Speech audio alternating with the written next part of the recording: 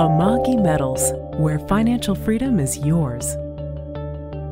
Welcome, everyone, to the Amagi Metals interview series. I'm happy to welcome to the interview today CEO of Liberty.me, the Liberty world's first publishing and social interactive site. He's also the publisher of Laissez, Faire books and an active scholar in Liberty academia, involved with groups like the Foundation for Economic Education and the Mises Institute. Jeffrey Tucker, everyone, thank you so much for joining us today. It's my pleasure to be here. So this week, I had the pleasure of reading an article that you just put out, and I'm actually really happy that we had scheduled this call for this week because it just so happened that this article really struck me. And it was your article on Hayek, The Knowledge Problem. I just want to discuss a little bit about how government's inability to create social order and how in order to create any type of social order, there's so much information that has to be gathered. And I want you to kind of talk about that a little bit and how that maybe applies to what's going on with Bitcoin at the moment and how could government possibly regulate something like Bitcoin.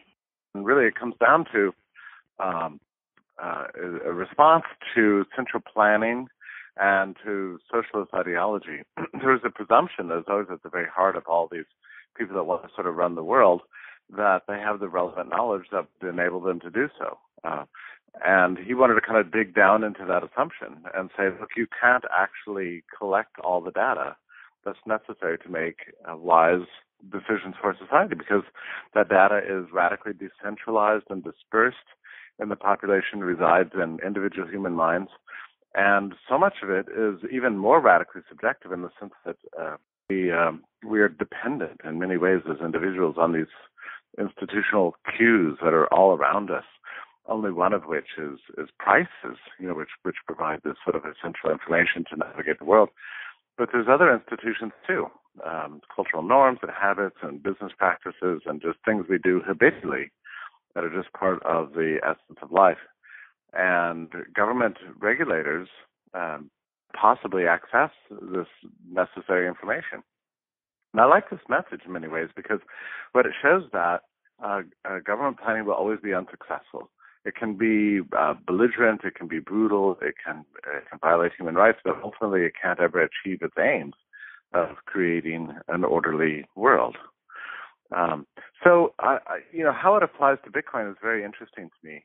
If you look back at the history of Bitcoin, it wasn't ever implemented by a central committee. There was never any permission asked of government officials or central banks. It was just thrown out into a free internet forum that was used by very few people, actually, in the early stages. And the information gradually got transmitted to the rest of society, and we've seen over the last 5 years astonishing growth. And it grows because it's successful for people's lives. That people gradually found out through whatever channel that this is a great technology. And that's the thing. You look back at history, you see that great technologies don't go away once they're invented. Whether it's the eyeglasses or the cotton gin, electricity, internal combustion. Once you have something marvelous emerge in the world, it tends to be sticky. And it's sticky because people test it, use it, and discover that it's actually a superior product. And I think that's what we're seeing with Bitcoin right now. Right, and any sort of regulation that could come from the government, I feel as if the information that they're gathering at the moment is going to be outdated in some way, shape, or form because the Bitcoin world is just evolving so quickly with different services and uses. Yeah, they're trying to cram us back. Regulations are always by their nature backwards looking. But yeah, you're exactly right. The Bitcoin world is moving so quickly with new technologies that there's no way that these regulations could pertain. I don't doubt that a social regulation could actually harm us in some way. I'm almost certain of that. But the harm is going to be limited to the geographical region in which the regulations apply. And it's a big world out there, and you can't stop Bitcoin. Right, and anyone who's listening and is interested in reading this article that you put out, it's through the Freeman, so the Foundation for Economic Education publication, and I believe you entitled it just Hayek, The Knowledge Problem. I think as I discussed in the article, I had talked about this subject for 2 decades before it finally dawned on me just how radical the implications are. I mean, it really means that not only should we not attempt to control the world through centralized management, but that you can't do it. So that's, I think, a very encouraging message for any lovers of liberty.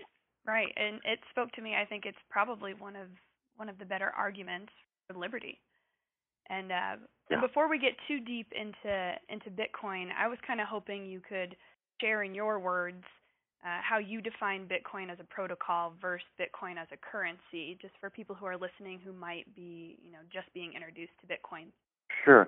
Well, people get very confused about Bitcoin because they think it's just an alternative to the dollar. Now, the dollar is just a money, but Bitcoin is much more than that. It's both a payment system and a money, and as part of this payment system, you have a kind of amazing technological innovation, which is called the blockchain. And the blockchain allows you to sort of bundle up any bits of information and transport them without regard to geography, timestamp them, verify them, make them inalterable and also indestructible. So this has never been possible before. The blockchain emerged on the world in January 2009. So this is a great innovation. It's a distributed network that allows transporting of inalterable bundles of information, among which is Bitcoin, but it could also pertain to anything any kind of information bits you need to bundle and transfer. And I do feel like the conversation is changing a little bit. This might have to do with the price of Bitcoin at the moment, or maybe it's been, semi-stagnant for a little while. People aren't watching the charts as much anymore, and people are really starting to think about vast amount of uses for Bitcoin. This has always been a distraction. We know this, because people try to glom onto for some investment purposes or something like that, and that's natural. This happened when railroads came out. There's a lot of speculation, and land bubbles and all kinds of frenzy, and that's all inevitable and fine. But yeah, it's something of a distraction from the core point. It really doesn't matter for Bitcoin whether Bitcoin is $1 or $1 million. Actually, whatever the price is irrelevant for this technological uses. Hey, I don't know if you know this, but this coming weekend, I'm officiating at a blockchain wedding. I did hear about that. I was going to ask you about that because I don't know about you, but that's probably the most romantic thing I've ever heard. Well, I think it's probably going to become really fashionable here pretty quickly. And anybody who's interested in technology, who's looking towards marriage, is going to be getting married on the blockchain. It's a beautiful way to make a public announcement, and that's more or less binding, Yeah, so we've got this wedding. This couple has faced jurisdictional problems. They're married in two jurisdictions that don't communicate with each other and really sick of it. She's from the Philippines, he's from Florida, something like that. And it's been a very difficult thing to try to get these various courts to try to talk to each other because the government agencies, whatever. So they finally decided to do it right and just get married on the blockchain. That way, you've got vows that are not political and not subject to this kind of bureaucratic foul ups and screw ups. You just put them on the blockchain, and you've got a verifiable evidence right there for the world to see. So it's a very creative use of the blockchain. It's a kind of a contracting, and I think it may be the first blockchain wedding. I'm excited about it because there's many ways in which money and marriage have a lot in common with each other. They've both been nationalized by the government for the same amount of time, a little more than 100 years, and in that course of that time, we've kind of forgotten what the essence of the service or the good or the contract really is. In the case of money, we've completely lost track of what money is and where it comes from, what it's supposed to do, because the government's been in charge of it for so long, making it, managing it. And in the case of marriage, government's nationalized, marriage, and mostly for eugenic reasons. The marriage licenses come out of that. And social policy and planning has come about as a result of these marriage licenses. So we've forgotten that this is a promise between two people. It's a loving sort of pledge to each other, and doesn't really involve anybody else. It's certainly not a state. Historically, marriage has nothing to do with the state. And look what's happened ever since the state got involved. I mean, there was a whole eugenic scandals that occurred in the first quarter of the 20th century, where elites are trying to exterminate a whole group of people in one generation. And then now there's all this hysteria about, how do you define marriage, and there's protests and bills and legislations and arguments on this kind of stuff. This is what happens anytime you get government involved in an institution. For example, if government nationalized shoes, we'd have to have a big national argument about loafers versus flip-flops versus sneakers, This is what happens anytime you politicize an institution. It's going to lead to social division and argument. The way to get rid of the argument is not just by settling it once and for all, it's by taking it out of politics completely. So that's what I'm hoping Bitcoin is going to do for money, and I think we should do the same thing with marriage. It's just a really fun way of kind of making the world slightly freer without having to go to Congress to ask for legislation in order to make that happen. Right, and maybe this is the right way forward. Maybe the gay community could really jump on board with this, and maybe they'll start talking about Bitcoin more. This could like be a big opportunity there. Well, it's really creative, and I like these kind of creative solutions to our problem. And our problem is despotism. It's central planning, it's Leviathan state that's constantly surveilling us and beating us and stealing our stuff and making our lives miserable. And any kind of workarounds to this that are voluntary, that involve our own choices, I think that's really exciting. One of the biggest examples people have been using with the blockchain is voting and how it would bring accuracy and transparency to voting. Do you see that maybe changing a lot of people's minds about voting? Because I know myself right now, there's no purpose for me to vote at the moment, and you talk a lot about this as well. But would you ever see yourself voting in the future if the blockchain was involved? Yeah, I think it depends on the relevance of the vote. I mean, local elections, you can have a far greater effect as a voter. National elections, not so much. I mean, there's so much static in the system, but I'm not sure how it would work on a national level. It could work technologically, but I'm not sure it would inspire anybody. But I think you're right. It's the trust of the voting system that leads people to stay home. If they don't think their vote really matters, despite what we're always told that it matters. It probably doesn't really. So a system in which your vote was actually verified, and you wouldn't have to depend on others to report the results. You could actually look at the results yourself. I mean, that would be amazing. So yeah, that's coming. That's a very advanced, sort of application. But like I say, it's, the blockchain technology has been unleashed on the world. And I know for a fact that right now there are many large-scale corporations that are talking about moving a lot of their B2B operations to the blockchain in terms of contracting and that sort of thing. So these kinds of applications are going to be rolling out over the next 5 years. I just wanted to see how you think the blockchain could change the debate on IP. Yeah, it's not just the blockchain, it's the whole existence of the distributed network itself. The blockchain is one example of that, but there are many other examples of distributed networks. And these are networks that exist not just in one computer or one company, but really sort of belong to the whole world. And through distributed networks, you can really distribute anything. So it really makes intellectual property kind of irrelevant in a way. And not just the IP like patents. I mean, once you have a CAD file delivered on a distributed network, that's a kind of a model for you to just download and deploy on your 3D printer. There's no way that you can enforce a patent under those conditions. There's no monopoly on information under those conditions.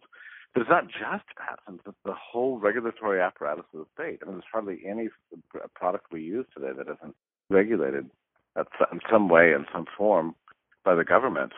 And with distributed networks, it's really easy to get around these regulations. You just, post a model for whatever your good is that you want or service, and release it, and it's out there for the whole world. And there are many people who are working very hard on this. It's kind of non-patented distributed models of equipment and tools and really anything.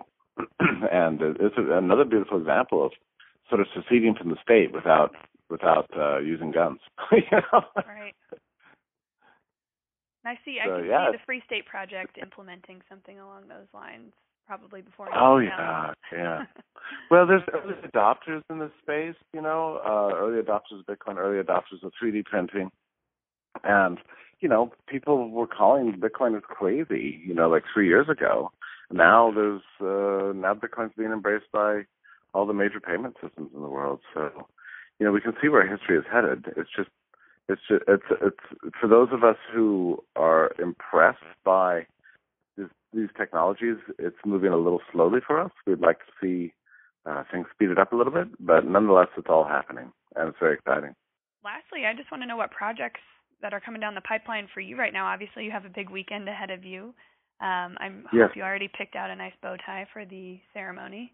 Yeah, I was looking at my collection this morning and trying to figure out which one I'm going to use. I'm not entirely sure yet. So, but yeah, I'm very excited about it. I was going through my stack of collars too to try to figure out which is the right collar to wear for a bow tie for a blockchain wedding. I just don't know, but it's going to be fun. I might just pack a bunch of them and try to decide right at the last minute. Yeah. Other projects I've done. I'm writing a lot about Bitcoin these days, more and more, actually. There's been a big announcement this morning about Apple Pay as a kind of a new payment system. Everybody's looking for the next new thing in payments because people are dissatisfied with these 1950s-style systems we're using. So I want to kind of address that and point out that, this looks like progress, but actually it's more of the same. It's adding yet another layer.